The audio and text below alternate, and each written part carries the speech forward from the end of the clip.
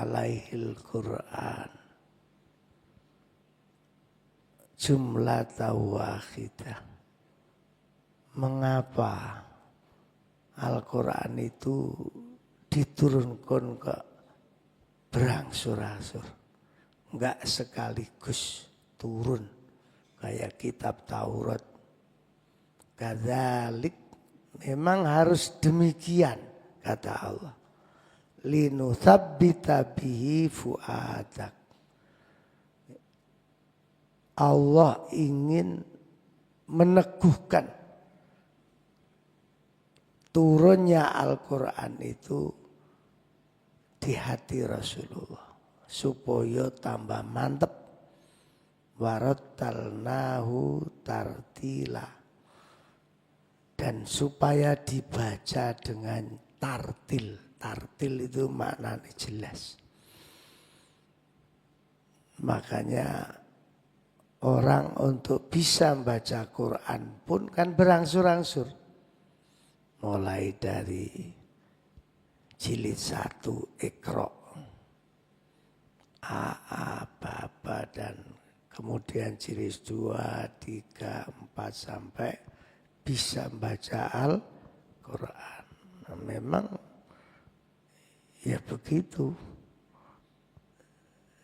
Diatur demikian oleh Allah supaya hatinya Rasulullah itu tambah mantep dengan turunnya secara berangsur-angsur.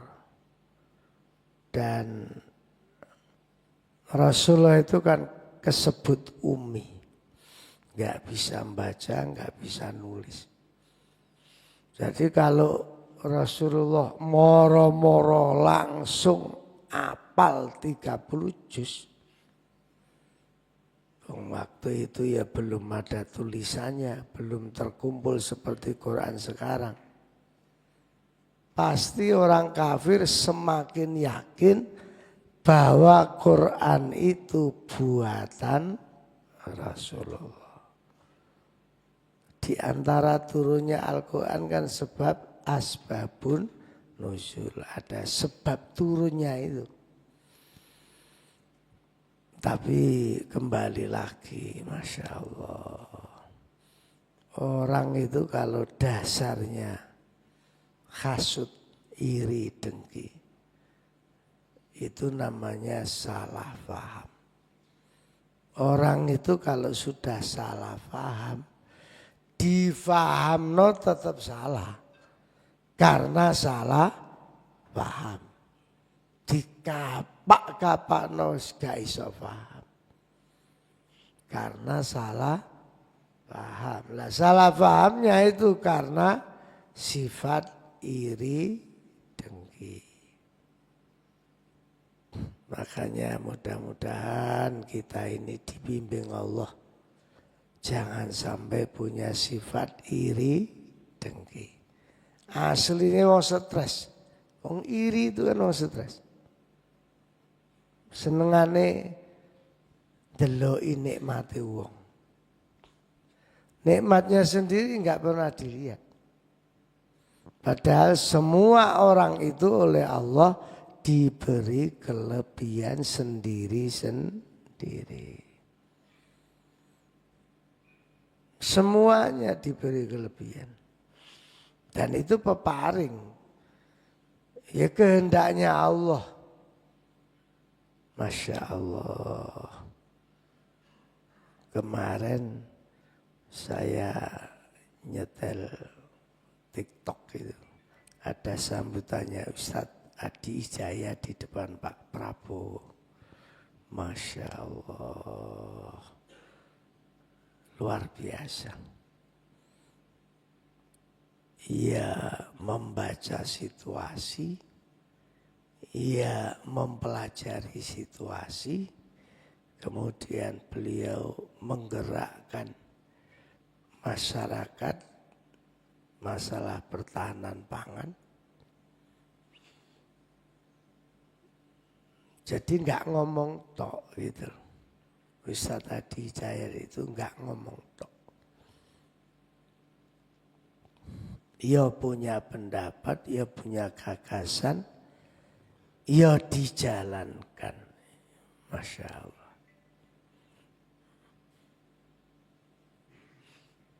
Saya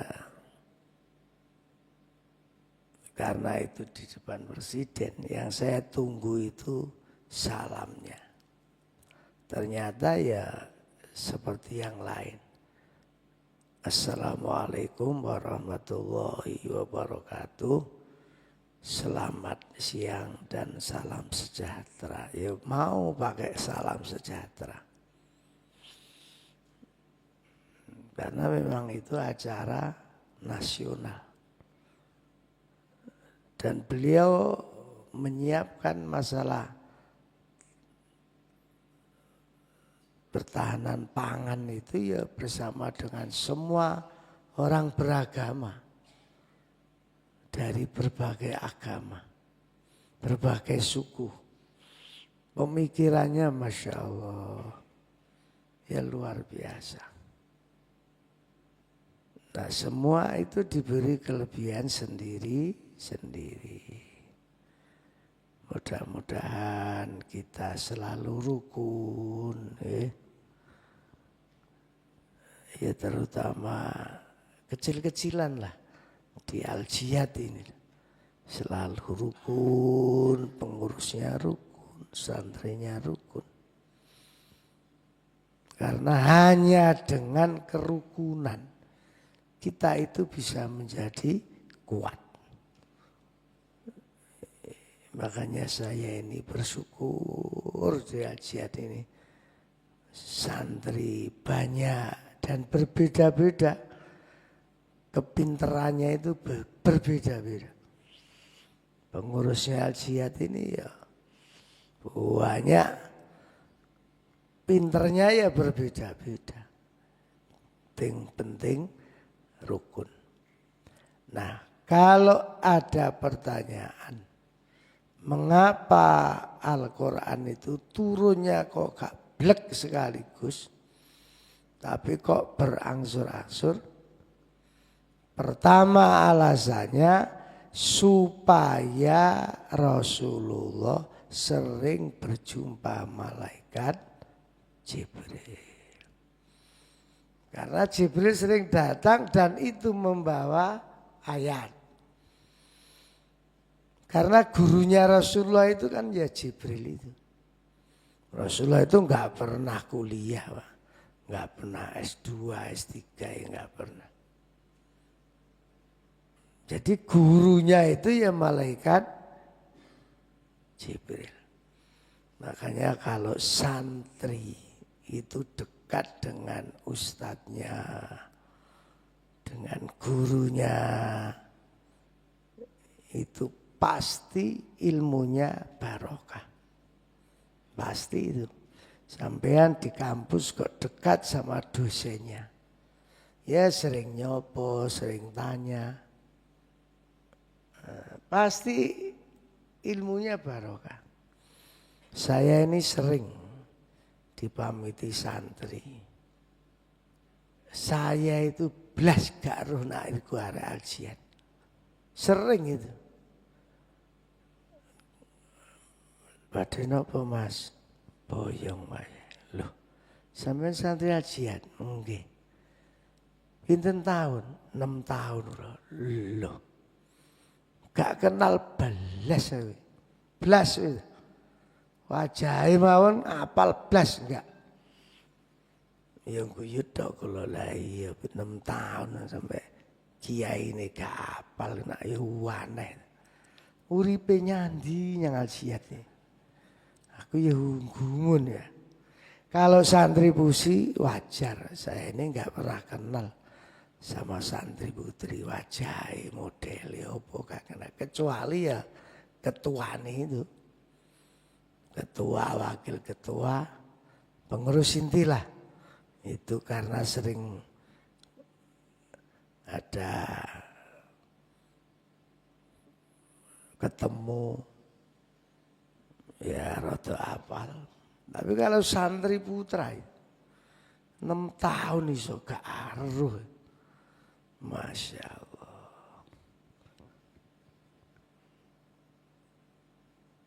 Jadi Rasulullah itu gurunya karena malaikat Jibril, sehingga dengan berangsur-angsurnya Al-Quran turun, akhirnya sering ketemu malaikat Jibril. Itu manfaatnya. Yang kedua, karena Rasulullah itu tidak bisa membaca alias ummi. Maka kalau Al-Quran turun sekaligus, pasti orang kafir akan mengatakan itu buatan Rasulullah. Loh, begitu itu loh, masih ada yang ngomong begitu. Quran itu buatan Muhammad dan itu ilmu sihir. Ditambahi kok, ilmu sihir.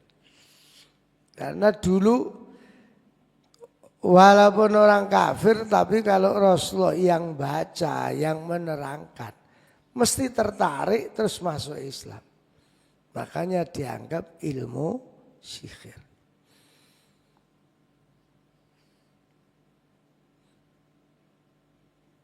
Ya, Masya Allah. Saking sinar di hatinya Rasulullah itu, sinarnya menyala. Makanya kalau ada kiai, ustadz, penceramah menyampaikan masalah agama, itu ya macam-macam. Ibarat lampu ya ono lampu sing padang. Ya seperti lampunya Gus Bah, lampunya Adi Hidayat, lampunya Gus Ikdam, lampunya Gus Kausar. Itu orang-orang yang lampunya memang terang. Kalau saya itu ya wis pokoknya ono lampune, menteri pokoknya ono lampune. Masa menteri timbangane mati des. Ya memang Masya Allah itu ya peparing. Ya setelah saya amati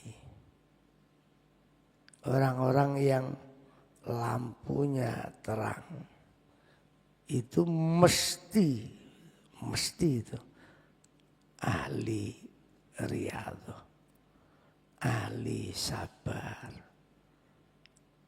ahli istiqomah. Pokoknya pasti ada aurat yang istiqomah. Ya kesabarannya dan seterusnya.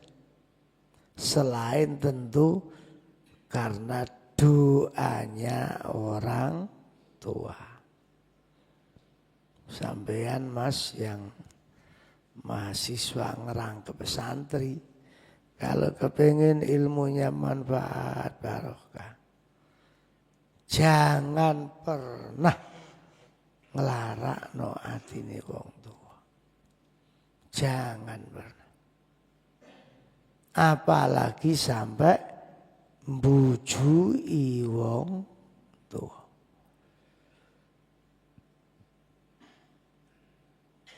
Jangan pernah bujuki wong tua.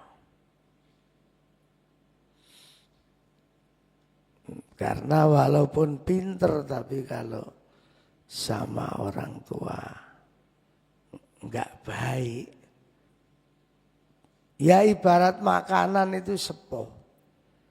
Gak ono rasane. Ya pinter tapi ya gak ada sinarnya itu tadi. Makanya dalam hidup ini Masya Allah, orang tua itu segala-galanya. Orang tua.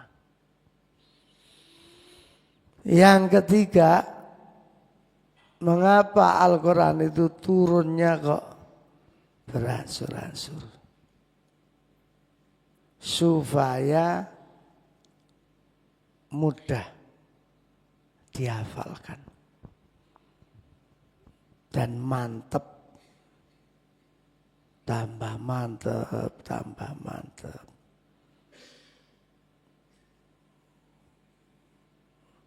Karena ya alhamdulillah santri ajian ini banyak yang menghafal Al-Quran.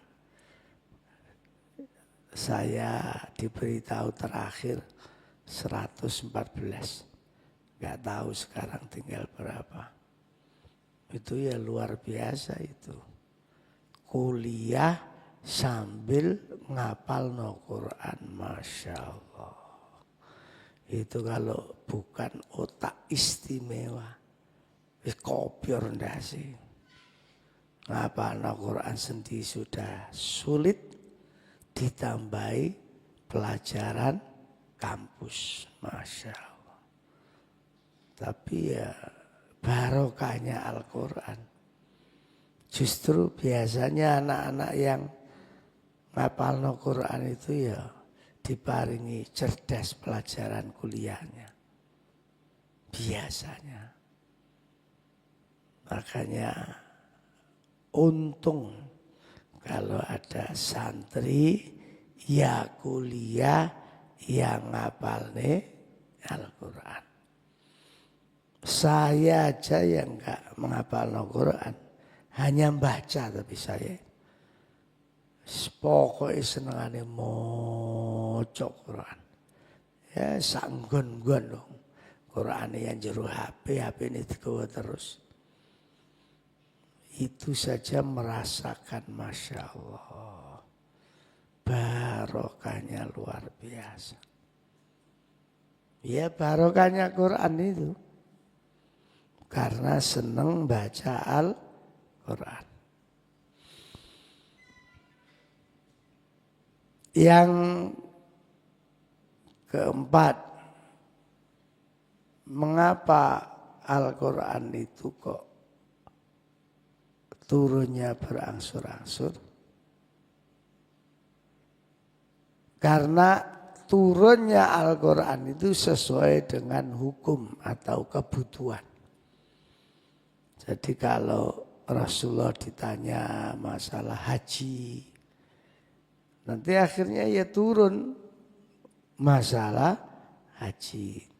Kalau Rasulullah ditanya masalah sholat, ya akan turun ayat-ayat yang hubungannya dengan sholat. Jadi memang kelihatan sekali kalau Al-Quran itu bukan buatan Rasulullah. Karena sering turunnya itu kalau ada pertanyaan dari sahabat.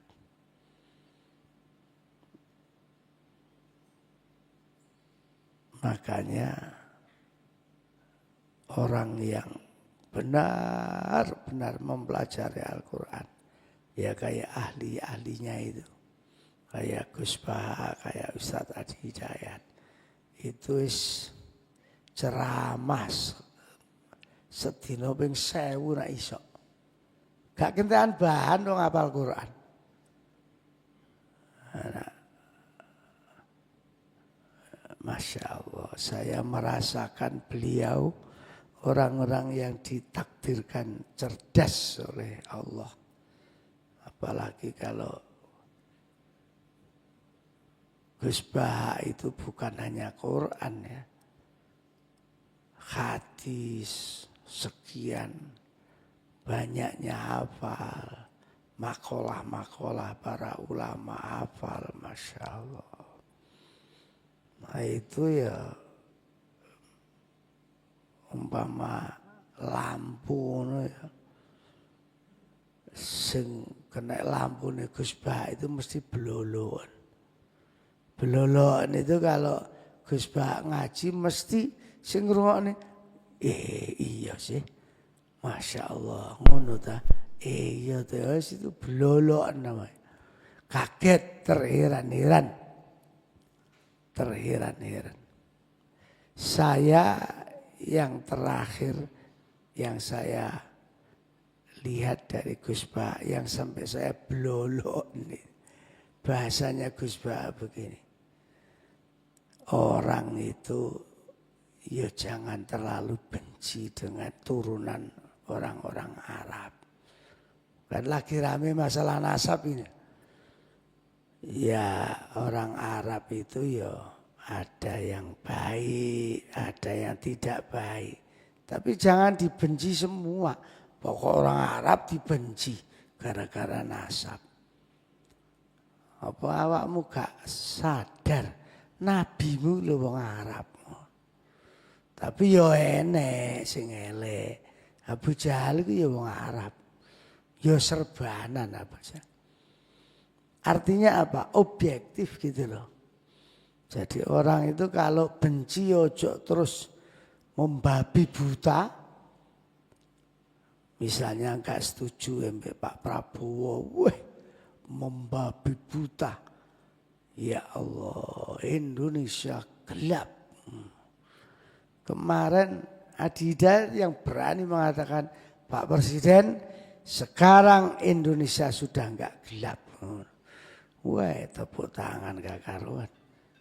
Kemarin ngono mesti digasak wong-wong itu. Sing ngomong gelap-gelap itu. Adi Hidayat. Jadi orang itu memang harus objektif lah. Jadi enggak semua orang Arab itu elek. Tapi ya tidak semua orang Arab itu baik. Ya sama. Orang Jawa kan ya podo tuh Pak. Jawa itu sing apik ya akeh. Sing bujuan ya akeh. Dan sama di mana-mana ya orang ya begitu orang. Tapi jangan sampai kita ini kalau membenci satu suku terus sak turunane dibenci kabeh. Jangan. Ya wis hidup itu yes, menikulah hidup. Dan kalau mau jujur ya enggak usah melihat orang lain lah. Melihat dirinya sendiri. Kita itu yang berharap orang lain baik, kita sendiri kadang-kadang malah enggak baik. Kan lucu. Ono wong berbuat salah. Wes lah ngonceki gak karu-karuan. Kayak Bapak RK itu. Ya Allah, Masya Allah. Ya kalau saya melihat ya Pak RK ya manusia ya kadang-kadang baik. Pada saat jadi gubernur ya baik. Nah, sekarang kesandung masalah ngono ya menungso. Ya semuanya itu punyalah kesalahan.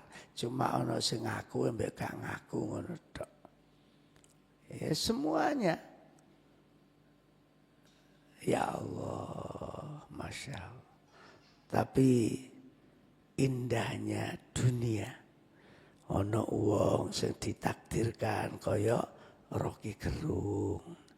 Itu kan yang garai payu mbek medsos ya payu.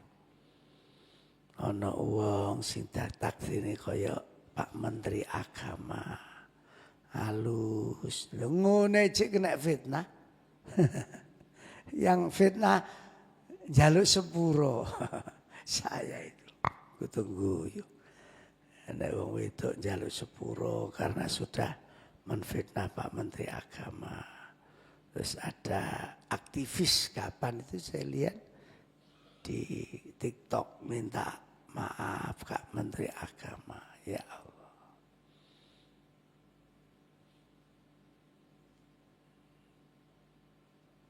Nah kita ini perlu jadi orang itu enggak cuma pinter tapi bijak sana. Makanya saya mengulang-ulang ke semua pengurus cabangnya Al-Jihad Group se-Indonesia. Sampean kalau ingin berjuang itu sukses. Selalu kalau melihat temannya yang berjuang. Itu yang dilihat kebaikannya. Jangan dilihat kekurangannya. Kebaikannya yang dilihat. Nanti akhirnya isinya apa? Terima kasih. Terima kasih ya Mas. Terima kasih Pak, terima kasih Bu. Karena yang dilihat itu kelebihannya. Tapi kalau melihat dirinya sendiri, selalu melihat kekurangannya. Nanti gak sempat ngelokno wong.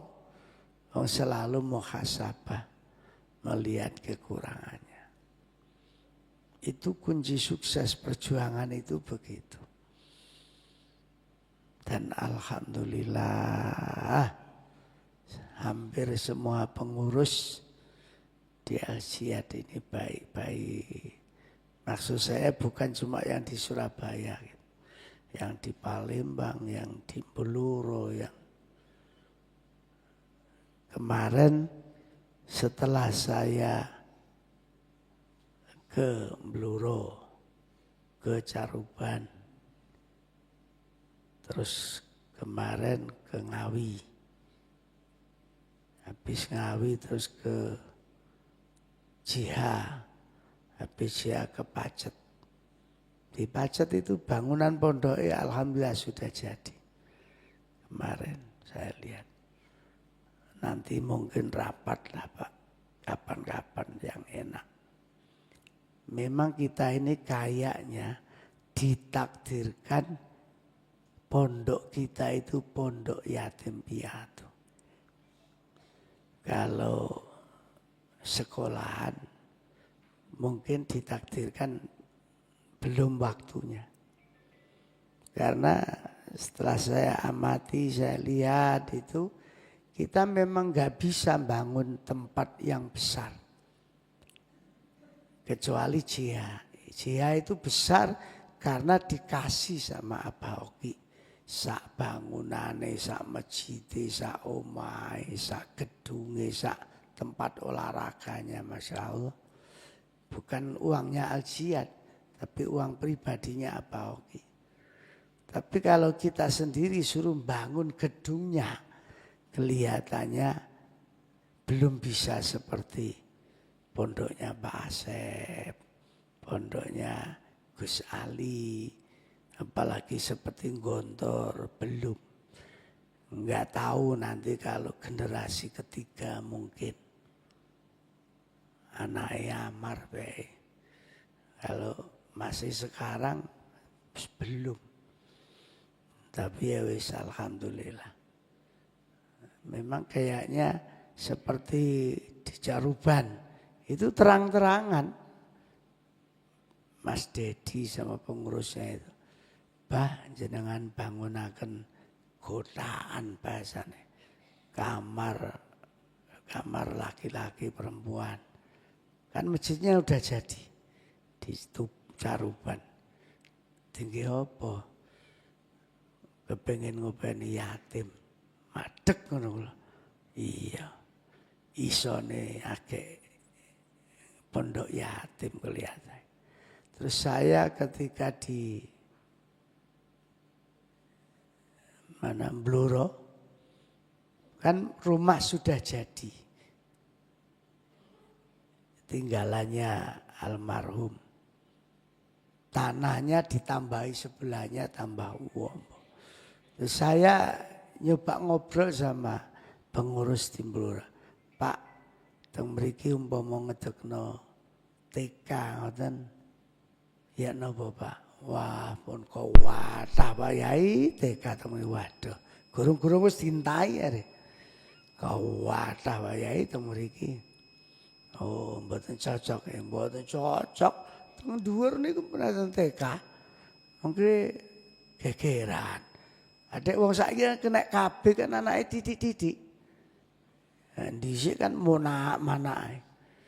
Iki dia anak loro stop, dia anak loro stop. Nah, angel golek santri TK. Akhirnya terus tak pikir kita pondok yatim piatu. Kalau pondok yatim piatu insya Allah jarang yang nyaingi. Gratis. Ya memang ada pemikiran lah nak pondok yatim piatu biayane lah. Kalau sudah untuk yatim jangan takut biaya. Pasti dicukupi Allah, pasti itu. Pasti, Gak mungkin gak dicukupi Allah. Kita nggak punya kepentingan, kalau pondok yatim kan nggak punya kepentingan.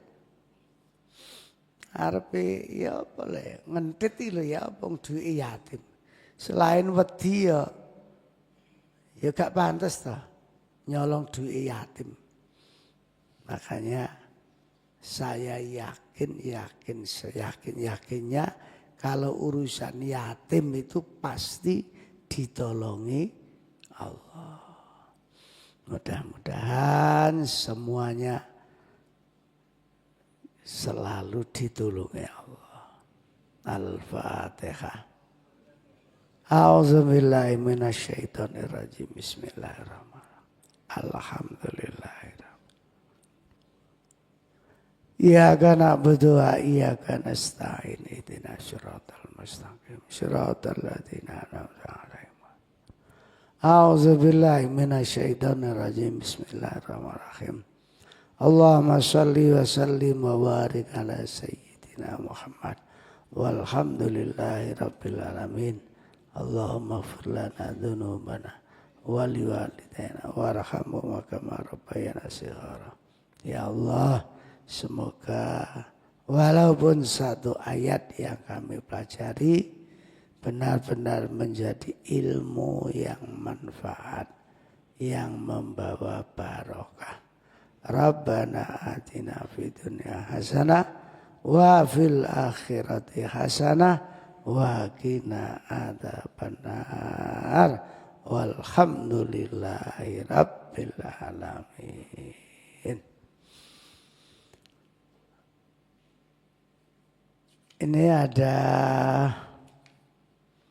pengumuman hasil infak Sabtu kemarin, alhamdulillah 245.500. Diberitahukan kepada seluruh para santri semua habis sarapan supaya ro'an dan masang panggung untuk persiapan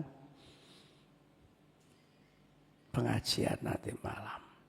Alhamdulillah itu saya tanya tukang, nanti malam itu gedung Abah Mugianto sudah bisa dipakai. Alhamdulillah sudah ada lampunya, sudah ya belum ditekel tapi kan dipasangi karpet bisa dipakai. Jadi tambah luas. Karena nanti malam yang calon jamaah haji putri di Masjid Putri, calon jamaah haji putra di Masjid Putra. Dan nanti insya Allah yang sudah janji mau rawuh Bapak Rektor UPN sama Mas Ipin Bupati Trenggalek untuk mengucapkan pelepasan, dan nanti sama ketua-ketua alumni nggih. Sudah diberitahu belum itu? Dan ya alhamdulillah kalau sampun. Dan Abah Sukron tinggal cari pasangan suami istri yang dikalungi tas paspor itu sama Mas Ipin nanti. Dan kita ngajinya kembali seperti awal-awal. Semua yang hadir dikasih konsumsi, berarti sudah enggak ada door prize. Dikasih konsumsi, datang dikasih. Kemudian ya seperti dulu. Nanti Abah Sukron tampil setelah sholawatan, baca salawat Nariyah dan Sayyidul Istighfar.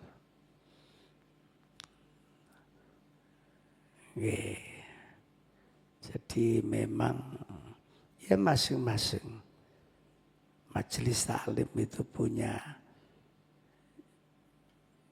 ciri sendiri-sendiri. Kita ngikuti aja. Ngikuti dari ya suara langit. Habis ini roan, habis sarapan, minimal roan kamar mandinya masing-masing, terutama yang di bawah yang mau dipakai untuk para tamu. Bismillahirrahmanirrahim. Subhanakallahumma asyhadu anta astaghfir.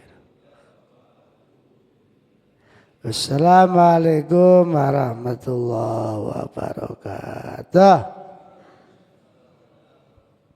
Allahumma sholli ala Muhammad.